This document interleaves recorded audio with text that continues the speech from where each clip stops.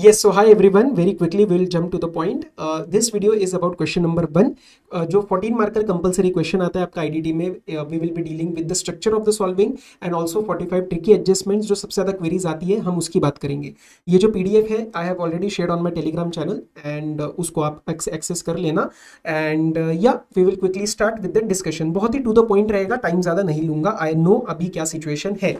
चलो सर, अगर आपको क्वेश्चन नंबर 1 में कोई इश्यूज नहीं आते हैं या आपने पुरानी वीडियो देख रखी है, यू नो द स्ट्रक्चर, तो आप देख लो। आपको देखना है या मतलब if you really want to see, just you can glance through the adjustments part from the PDF. आप वीडियो में ज़्यादा टाइम मत लगाओ, चलेगा। लेकिन क्वेश्चन 1 में अगर कंफर्ट लेवल नहीं है तो yes, this video is for you. Quickly discussion start करते हैं। आ जाओ sir. So the complete guide we will first start with the general points to take care of. सबसे पहले आपको बेसिक स्ट्रक्चर देखना है। बेसिक स्ट्रक्चर मतलब क्वेश्चन को रीड करते वक्त there are certain points to be taken care of. Type of entity क्या है? कंपनी है, एलएलपी है, फर्म है, इंडिविजुअल है। आरसीएम एफसीएम में मैटर कर सकता है, जैसे डीएसए के अंदर इंडिविजुअल हो तो आरसीएम लगता है। सो दोस थिंग्स विल हेल्प। उसके बाद turnover of the last year आपको चेक करना है, जस्ट फॉर अंडरस्टैंडिंग कि मैं एक बड़ी बिजनेस एंटिटी हूँ या मैं छोटी बिजनेस एंटिटी हूँ। लीगल सर्विसेज में वो चीज़ हेल्प करेगी। रजिस्टर्ड है क्या? If registered in what state? And tax period क्या है? Tax period is very important. आप कौन से टैक्स पीरियड के लिए आंसर निकाल रहे हैं? हो सकता है आपको जून के लिए दिया जाए और कोई चीज़ जुलाई के इंपैक्ट में आ रही है तो वो आप इग्नोर कर दोगे। Whether the amounts are inclusive और exclusive of GST, very important. And tax rates क्या है? आदत पड़ जाती है 18% यूज करने की, आराम से पेपर में देखना। कभी कभार गुड्स का अलग होता है, सर्विस का अलग होता है, तो you have to pay attention. Sir, जब हम कोई भी चीज बाय कर रहे होते हैं ना, हमारा basically the question is our client, ठीक है? तो हमारा क्लाइंट जहां से बाय कर रहा है, रजिस्टर्ड से कर रहा है या अनरजिस्टर्ड से कर रहा है, that matters to us. Because if the client is buying from a registered person, then वो जीएसटी लगाएगा और जीएसटी का आईटीसी मुझे मिल सकता है, provided it is not blocked और अदरवाइज रिस्ट्रिक्टेड। बट अगर हम अनरजिस्टर्ड से बाय कर रहे हैं, हम अनरजिस्टर्ड से कोई भी सप्लाई ले रहे हैं, तो there is no GST involvement and hence there is no question of ITC. But when we are registered, it doesn't matter कि हम सेल किसको कर रहे हैं। वो आपको देंगे कि मैं अनरजिस्टर्ड को सेल कर रहा हूँ, फर्क नहीं पड़ता सर। मैं रजिस्टर्ड हूं तो मैं जीएसटी लगाऊंगा, वो मेरी लायबिलिटी का पार्ट बनेगा। नाउ कम्स द क्वेश्चन कि हमारी लायबिलिटी ऑफ जीएसटी क्या होती है? It depends outward supply and inward supply. एक और चीज मैं आपको बता दूं, आपके जो क्वेश्चन के अंदर you have to see whether they have given the outward transactions and inward transaction separately और नॉट। अगर सेपरेटली दिया है तो it means it is making our task easy. If not, then थोड़ा सा डिफिकल्टी आएगा। आपको तरीके से स्पॉट करना पड़ेगा कि कौन सी चीज आउटवर्ड है, कौन सी चीज इनवर्ड है, और उसके हिसाब से लायबिलिटी एनालाइज करनी पड़ेगी। आपके आउटवर्ड सप्लाई अगर एफसीएम के अंदर है तो वो आपकी लायबिलिटी है, अगर आरसीएम के अंदर है तो वो आपकी लायबिलिटी नहीं है, वो आरसीएम मतलब रेसिपिएंट की लायबिलिटी है। और अगर आपकी कोई इनवर्ट सप्लाई जो एफसीएम में चार्ज हो रही है तो वो आपकी लायबिलिटी नहीं है, लेकिन आपके लिए वो आईटीसी है। और अगर आरसीएम है तो आपकी लायबिलिटी भी है और वो आईटीसी भी उसका आपको मिल जाएगा, provided it is not otherwise restricted. Apart from that, एक चीज का ध्यान रखेंगे, रूल नंबर 42 और रूल नंबर 43 की जो एडजस्टमेंट्स होती है उसके लिए आपको कोई स्पेशल इन्विटेशन नहीं आएगा।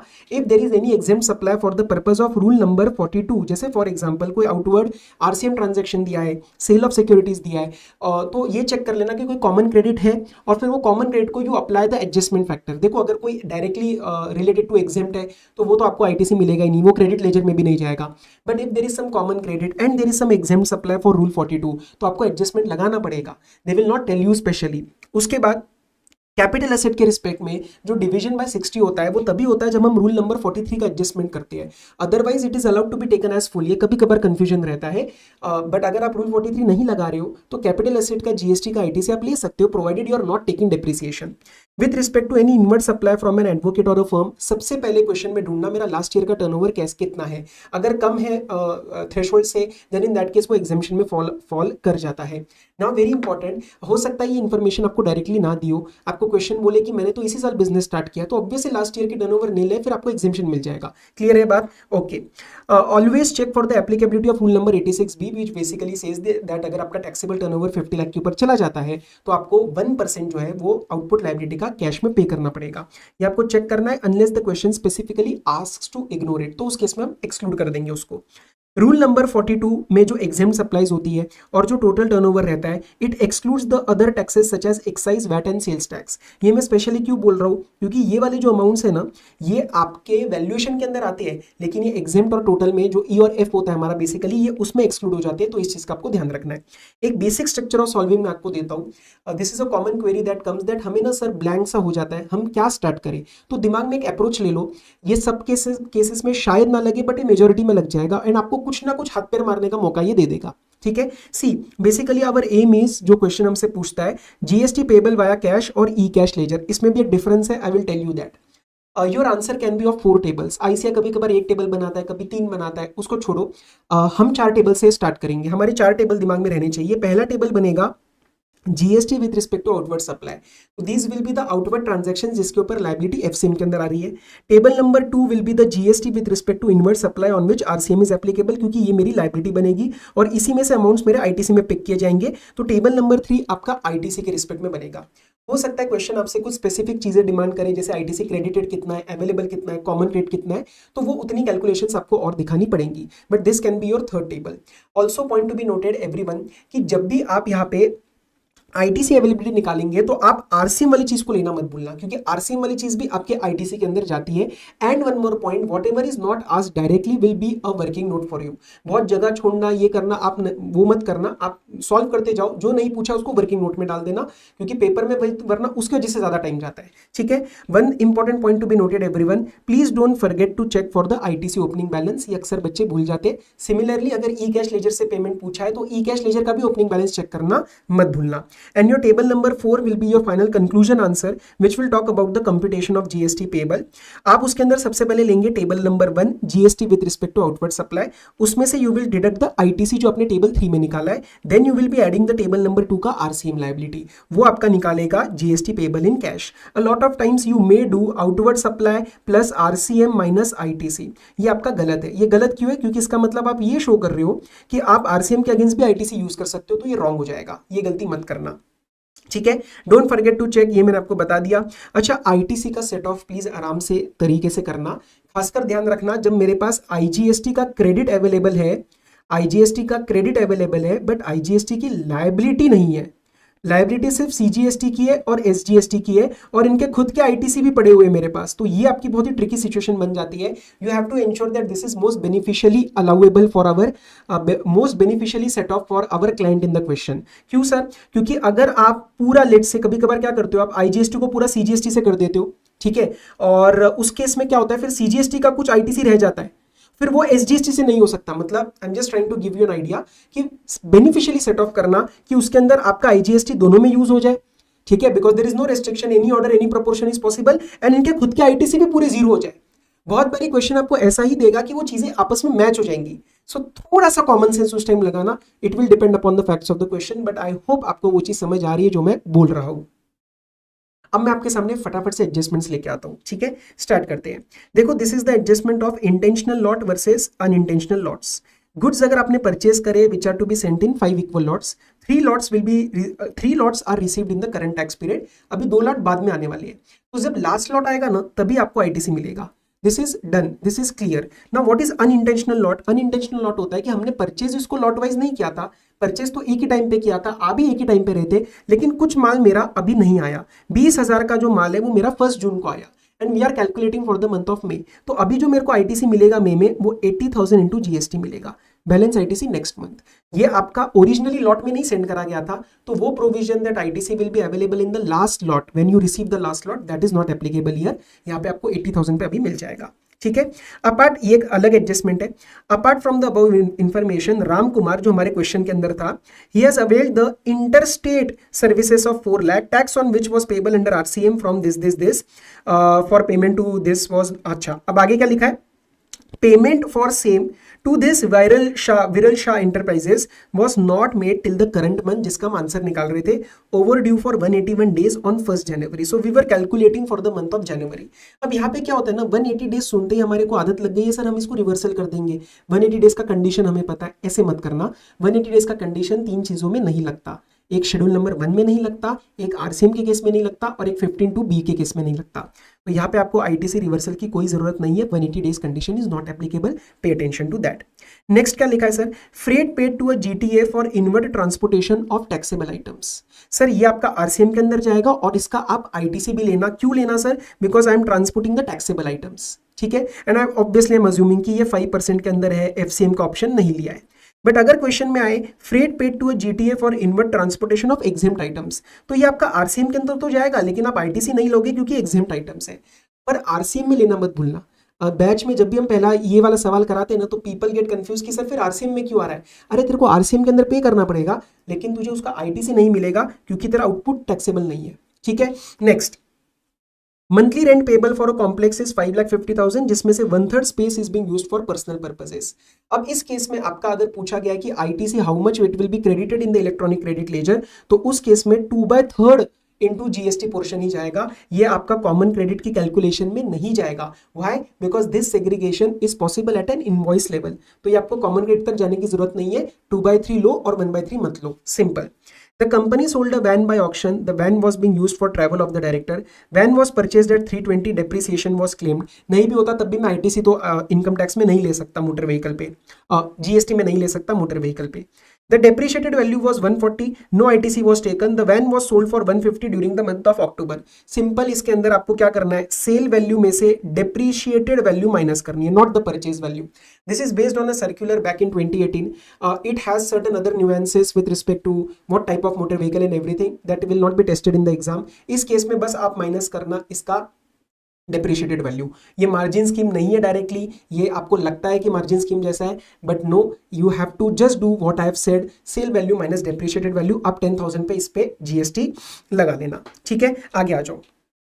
Ball bearings of value 2,50,000 bought in the July have been stolen during the month of October, और हमारा क्वेश्चन में अक्टूबर का कैलकुलेशन चालू है। तो what will be the ITC adjustment in the current month, आप इसमें आईटीसी रिवर्स करोगे, मतलब जो भी आप आईटीसी ले रहे हो उसमें से माइनस कर देना, उतना हम आईटीसी कम कर देंगे, उतना रिवर्सल दिखाएंगे। क्यों? क्योंकि जुलाई में परचेस किया था और अक्टूबर में जाके ब्लॉक हुआ।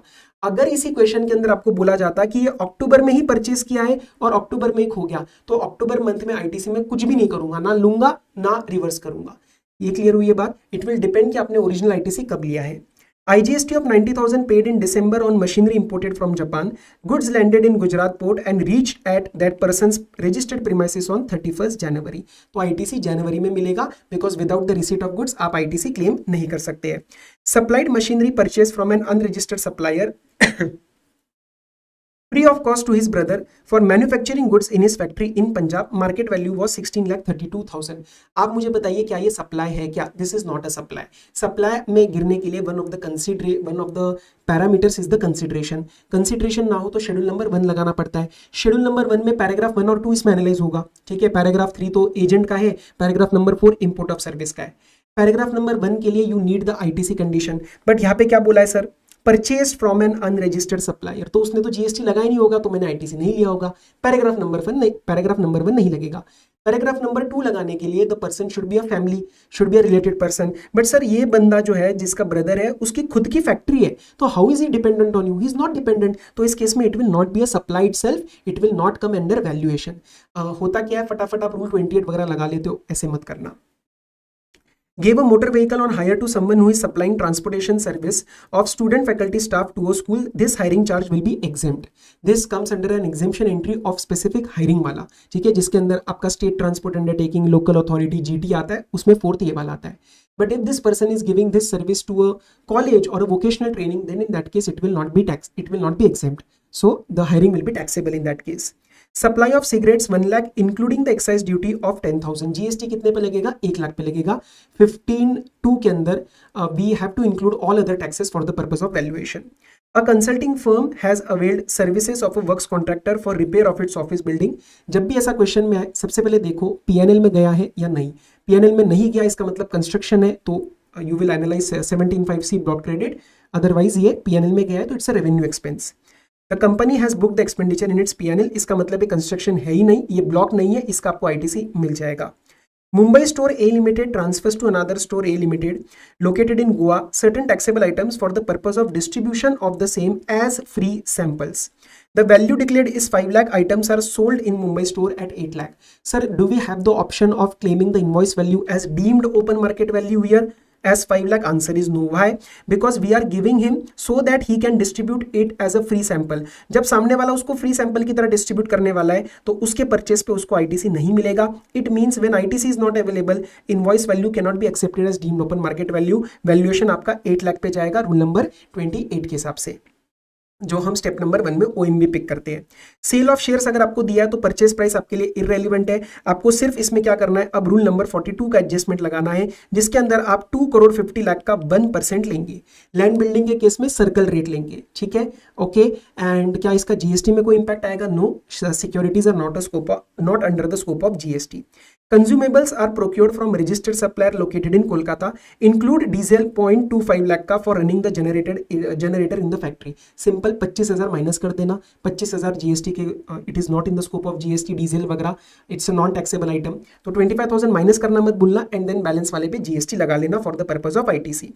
Purchase of car used by director exclusively for the purpose of business meetings. अब सर इसमें क्या होता है, जब हम ऐसे पढ़ते हैं ना एक्सक्लूसिवली फॉर बिजनेस मीटिंग्स, थोड़ा सा कंफ्यूजन हो सकता है, जस्ट क्लैरिफाई कर रहा हूं, this is still ITC is blocked. And एक और चीज, अगर आपको दिया है कि the motor vehicle is for the transportation of goods, तो आपको आईटीसी मिल जाएगा, या मोर देन 13 है तो आपको आईटीसी मिल जाएगा, डोंट फॉरगेट दैट, ठीक है ना। आगे आ जाओ।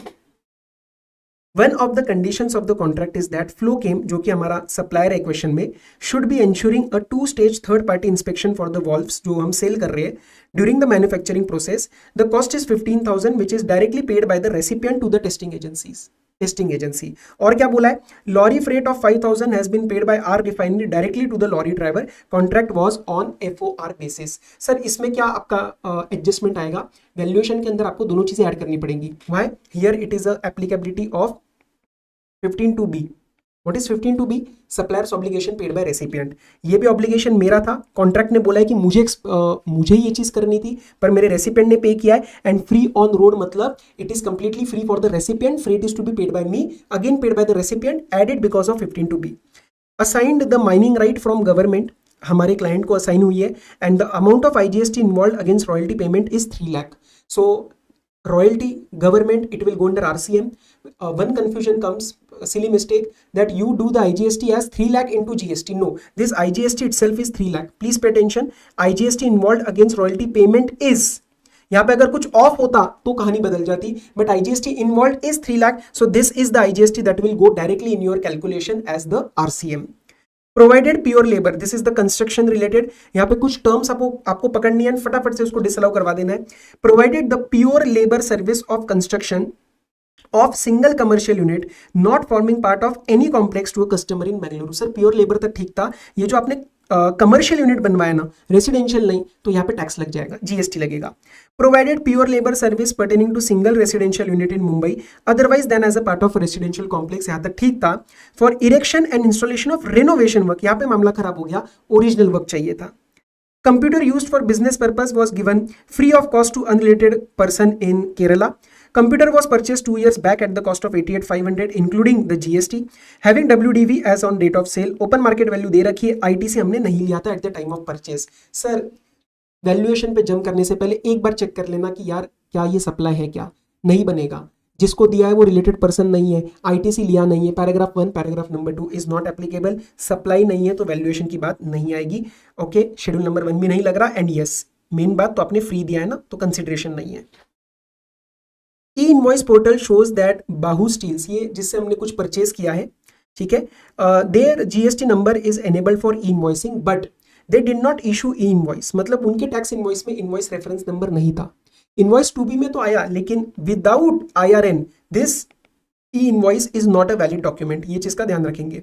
अगर सामने वाले को इनवॉइस करना था पर इनवॉइस नहीं दिया, IRN उसके अंदर नहीं है, तो इन दैट केस उसके बेसिस पे आईटीसी नहीं मिलेगा, it is not treated as a valid invoice, ठीक है। तो रूल 36 के हिसाब से it is not a prescribed document. Outdoor catering service expense incurred during the Diwali celebration in the sales outlet. सुनने में लगता है कि हाँ सर ये तो बिजनेस एक्सपेंस है, हमने तो आर्टिकलशिप में देखा है, नहीं, ये गलती होती है इसलिए बता रहा हूँ, ये स्टिल ब्लॉक्ड है, आईटीसी नहीं मिलेगा।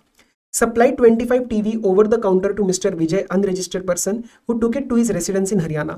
इसमें सिर्फ आपको एक चीज ट्रैक करवानी है 10(1) CA और उसके अंदर देखना है कि इनवॉइस में उसका स्टेट है या नहीं है। स्टेट सिर्फ नाम सफिशिएंट है, हमें उसका पूरा डिटेल का घर का पता नहीं चाहिए। हरियाणा में लेकर गया है and the invoice mentions the state name not the detailed address, it's absolutely fine. Haryana will be the answer of the place of supply.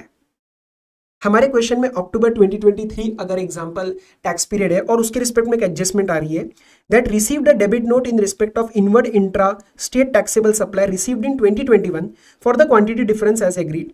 These inward supplies were all used for goods manufactured in the factory. मतलब ये taxable था, taxable के लिए use किया था, तो otherwise ITC was available, but date of debit notice 17 October 23। Accountant ने ITC नहीं क्लेम किया क्योंकि अकाउंटेंट ने ऐसा क्लेम किया था क्वेश्चन में कि इसका तो टाइम लिमिट चला गया है 16/4 का।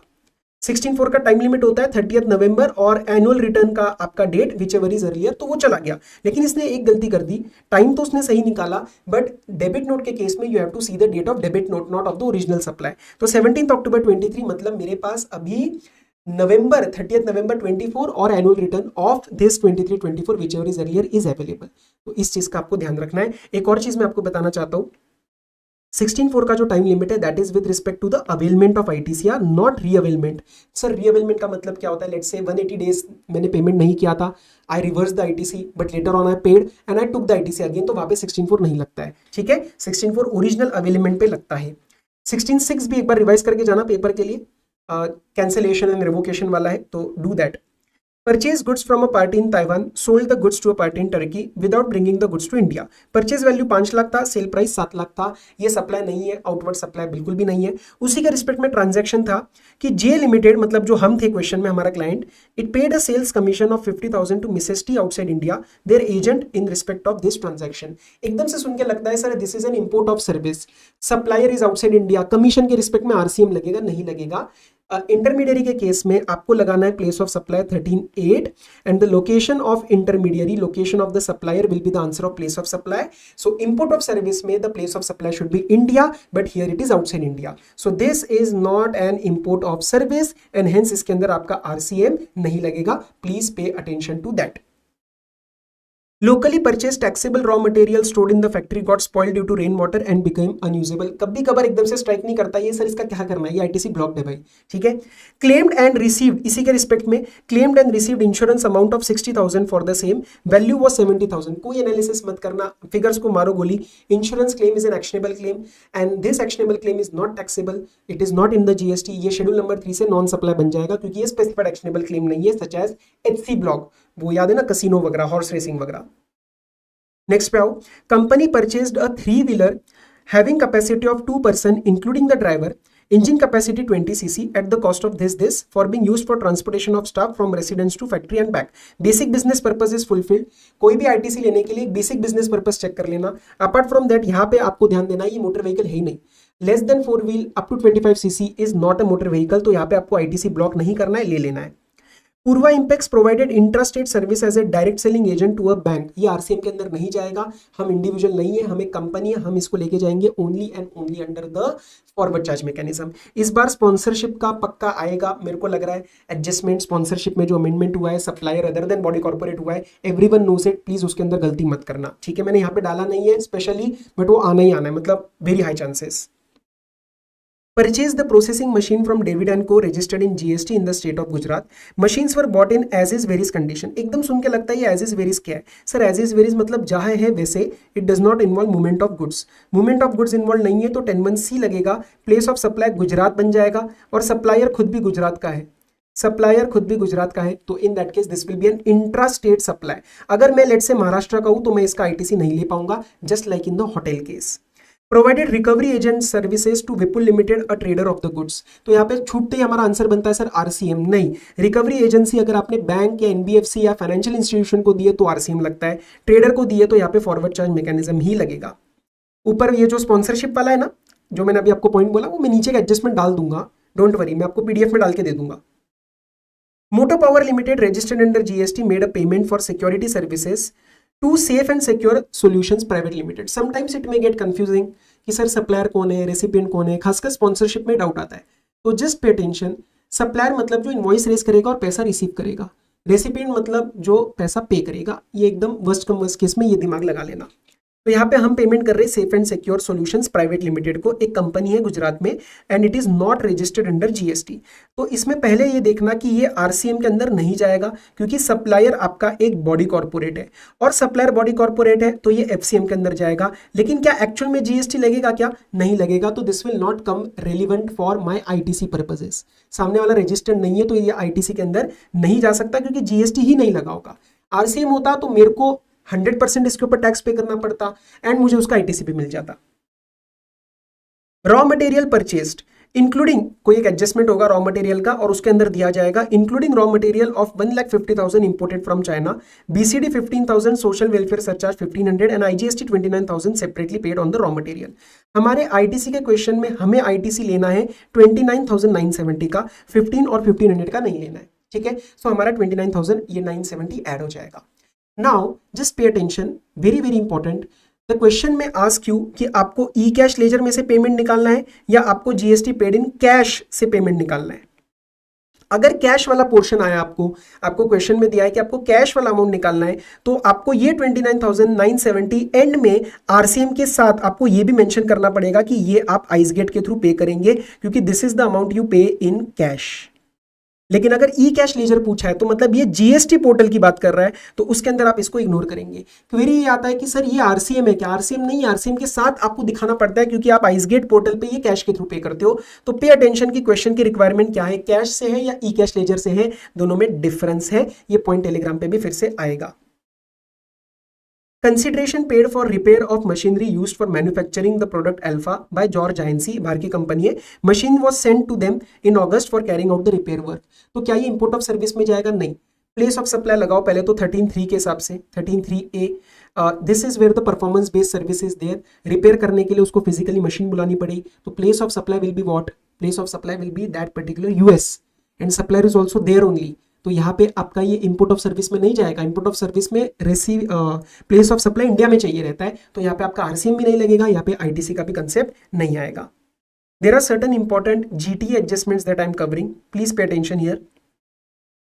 The company in question book the goods by Indian railway and paid a rail freight of 3,17,000। ये GST के अंदर भी जाएगा और ये फॉरवर्ड चार्ज मैकेनिज्म में भी जाएगा, और इसका मैं ITC भी ले लूंगा। Company booked the goods by goods carrier GTA and paid road freight of 3,73,000. Out of the total sales, the goods were 10 lakh were booked through a GTA which paid tax at 12%. Freight of 73,000 was paid to such GTA. मतलब sir 3,73,000 में से जो 73,000 है उस पे 12% का GST लगा। इसका मतलब ये RCM के अंदर नहीं है, इसका मतलब ये FCM के अंदर है, पर इसका मुझे ITC मिलेगा, इसका मुझे ITC मिलेगा। और जो बैलेंस 3 लाख है वो आपको 5% लेना पड़ेगा RCM के अंदर, एंड यस उसका भी ITC मिलेगा। सी ITC रेसिपेंट को हमेशा मिलने वाला है GTA के केस में, चाहे RCM लगे चाहे FCM लगे, don't get confuse on that part. Amount paid to horse pull cart ये एग्जेम्प्ट हो जाएगा। Service of transportation of goods by road is exempt except in case of GTA and courier. 20,000 paid to Golu who supplied the service of transportation of goods by road. He did not issue any consignment note। मतलब one of the conditions of GTA is गायब। Now it is not a GTA नहीं है तो transportation of goods by road exempt है, so this is also exempt। Relief material, defence equipment etcetera is transported by air, यहाँ पे exemption नहीं है। Entry number 20 और 21 चेक करोगे तो वहां पे वेसल का है, GTA का है और रेलवे का है, लेकिन एयर का नहीं है, तो यहाँ पे आपको टैक्स लगेगा। याद है ना वो relief material, defence equipment, RD नमो हमने लर्न किया था हमारे रिवीजन के अंदर। नेक्स्ट पे आओ। Provided free of cost training in a resort in Puducherry to its agents based in state of Karnataka on effective use of the product. This is not a supply। ये supply नहीं है, आपको valuation की तरफ जाना ही नहीं है। क्यों? सोल एजेंट नहीं है तो रिलेटेड पर्सन नहीं है। पैराग्राफ नंबर 3 शेड्यूल नंबर 1 नहीं लग सकता। क्यों? क्योंकि पैराग्राफ नंबर 3 गुड्स के लिए लगता है, सर्विस के लिए we always need consideration, and obviously free है तभी हम शेड्यूल नंबर 1 एनालाइज कर रहे हैं, तो parameter of consideration is missing, यहाँ पे कोई GST का इंप्लीकेशन नहीं आएगा। Solar panel installed in the factory for providing electricity. अब इसके अंदर थोड़ा सा प्लीज ध्यान रखना, there are certain alternative judgements, यहाँ पे एडवांस रूलिंग्स अवेलेबल है। थोड़ा सा क्वेरी रहता है कि सर इसमें तो GST मिलना चाहिए, but we are keeping this as per ICA। ICA ने इसको ITC ब्लॉक के अंदर ही माना था, ठीक है। तो इसके अंदर कुछ ICA ने अपने आंसर की में बदल दी चीजें, तो मैं कुछ नहीं कर पाऊंगा, लेकिन यस लास्ट जो ये पूछा गया था पेपर में वो उन्होंने ITC ब्लॉक बनाया था। The goods exported to George INC US were purchased by Mr. Dinkar, जो हमारा पर्सन इन क्वेश्चन है, as a merchant exporter from Shravan limited. As a merchant exporter मतलब मैंने उसके ऊपर 0.1% GST पे किया होगा, और यस मैं उसका ITC भी लूंगा। सर्विस इंपोर्टेड, ये इंपॉर्टेंट है, मार्क करो। Service imported in September 25, payment on 5th October, self invoice issued on 25th September। Import of service जिसके अंदर RCM लगता है, that is also a case relevant for 31(3)(f, that is the issue of self invoicing because the supplier is not registered. तो यहाँ पे आपका payment और issue of invoice which ever is earlier हो जाता है। तो पेमेंट 5th October को हुआ है, सेल्फ इनवॉइस 25th September को हुआ है, तो which ever is earlier time of supply will be 25th September। अगर क्वेश्चन ने आपको पूछा या एमसीक्यू में आया या कल को आईबीएस में भी आ सकता है कि इसका पेमेंट कब होगा, तो पेमेंट होगा आपका अक्टूबर के महीने में जब आप 3B फाइल करेंगे अपनी 20th को, assuming I am a monthly वाला पर्सन। ठीक है, चलो। Goods transferred to its branch in Cochin, Kerala from its head office at Trivandrum, Kerala. Both the places are under same GST registration. ये distinct person का case नहीं है क्योंकि ये सेम रजिस्ट्रेशन के अंदर है, तो ये 25(4) के अंदर फॉल नहीं करेगा, ये डिस्टिंक्ट पर्सन नहीं है। अगर अलग अलग स्टेट होते या दोनों केरला के अंदर रजिस्टर्ड होते तो बन सकता था। Mister Karan registered in Mumbai, went to Delhi and stayed at Hyatt Delhi. क्या इसका आईटीसी मिलेगा? Answer is no. Supplier is Hyatt, place of supply is again Delhi, मतलब दिल्ली एंड दिल्ली दोनों वो बन जाएगा, that will be a case of intra Delhi transaction. और मैं हूं मुंबई का, तो मैं MHGST वाला दिल्ली इंट्रा का जीएसटी का आईटीसी नहीं ले सकता। Procured cement, paint, iron rods and services of architect, interior designers for construction of commercial complex for one of its clients। 17(5)D हम लगा रहे हैं इसके अंदर। लास्ट में क्या लिखा है? For one of its clients, मतलब खुद के यूज के लिए नहीं है, it is a outsourcing case for me, मैं तो किसी और के लिए कर रहा हूँ और मैंने इसलिए लिया तो मेरे को आईटीसी मिल जाएगा, ये सब कॉन्ट्रैक्टिंग का केस बन जाता है। मेटल स्क्रैप का पेपर में ध्यान रखना, अनरजिस्टर्ड ने रजिस्टर्ड को सेल किया तो इस केस में आरसीएम लग जाता है, टीडीएस नहीं आता। अनरजिस्टर्ड ने अनरजिस्टर्ड को किया तो ना टैक्स लगेगा ना टीडीएस लगेगा। रजिस्टर्ड ने रजिस्टर्ड को किया तो एकदम नॉर्मल एफसीएम लगेगा और टीडीएस लग जाएगा, और रजिस्टर्ड टू अनरजिस्टर्ड हुआ तो एफसीएम लगेगा और टीडीएस नहीं लगेगा। ठीक है। Raw cotton sold by Karan limited, जो हमारे क्वेश्चन में हमारा क्लाइंट है, who is registered to Dhruv traders registered. Raw cotton was purchase from local farmers in previous month. ये लिख के आपको थोड़ा सा कंफ्यूजन क्रिएट कर रहे हैं, तो पिछले मंथ में आरसीएम लगा होगा, करंट मंथ में कुछ फर्क नहीं पड़ने वाला। मैं नॉर्मल रजिस्टर्ड हूं, सामने वाला नॉर्मल रजिस्टर्ड है, यहाँ पे कोई मैन्युफैक्चर वगैरह इन्वॉल्व नहीं है। करंट मंथ में करंट लिमिटेड जो है वो जीएसटी एफसीएम के अंदर पे करेगा। Lump sum subsidy given by NGO was 2 lakh. ये मेरा वैल्यूएशन का पार्ट नहीं बनेगी, ये मेरे कंसिडरेशन का पार्ट में नहीं आएगी। क्यों? क्योंकि सर ये एनजीओ ने तो दी है बट ये लमसम है। लमसम मतलब ये प्राइस लिंक्ड नहीं है, ये प्राइस लिंक्ड नहीं है। ठीक है, और प्राइस लिंक सब्सिडीज ही सिर्फ आती है when given by non government. Transfer of goods, जिसके ऊपर आईटीसी ब्लॉक था, to residence of a brother a well known professional without consideration. वही बात फिर से आ रही है कि यहाँ पे अगर हम विदाउट कंसिडरेशन है तो शेड्यूल नंबर 1 लगाना पड़ेगा। शेड्यूल नंबर 1 में जब ये वेल नोन प्रोफेशनल है तो सर ऑब्वियसली बात है मेरे पे डिपेंडेंट नहीं है, एंड हेंस पैराग्राफ नंबर 2 नहीं लगेगा। और आईटीसी भी ब्लॉक था तो पैराग्राफ नंबर 1 भी नहीं लगेगा, क्योंकि आईटीसी तो नहीं लिया होगा। कभी कभार कंफ्यूजन होता है, सर मैंने आईटीसी नहीं लिया, वॉलंटरी नहीं लिया होगा। नहीं, ब्लॉक्ड है तो नहीं लिया ITC, paragraph number 1 is not applicable. Advance with respect to goods दिया जाएगा तो आप उसके ऊपर जीएसटी तो नहीं लोगे, बिकॉज आपका जो टाइम ऑफ सप्लाई है वहाँ पे you get an exemption with respect to this, लेकिन it shall still be a part of the total turnover, that is the denominator F for the purpose of rule number 42। इस चीज का ध्यान रखना। यहाँ पे जस्ट मैं एक स्पॉन्सरशिप का आपको डाल के दे दूंगा। बेसिकली स्पॉन्सरशिप में पहले क्या होता था, supplier is any person, no now it is any person other than body corporate. तो उसका मैं छोटा सा यहाँ पे एक नोटिंग आपको देके ऐड कर दूंगा, जस्ट अमेंडमेंट किसी का छूट गया तो। ठीक है, तो वी टुक ओनली 32 मिनट्स, बहुत अच्छे से ये हुआ, इतना मैंने एक्सपेक्ट नहीं किया था। I really hope this help. कल अच्छे से धूम मचा देना, एंड या बाकी तो हम टेलीग्राम पे अभी कनेक्टेड है ही। Bye bye.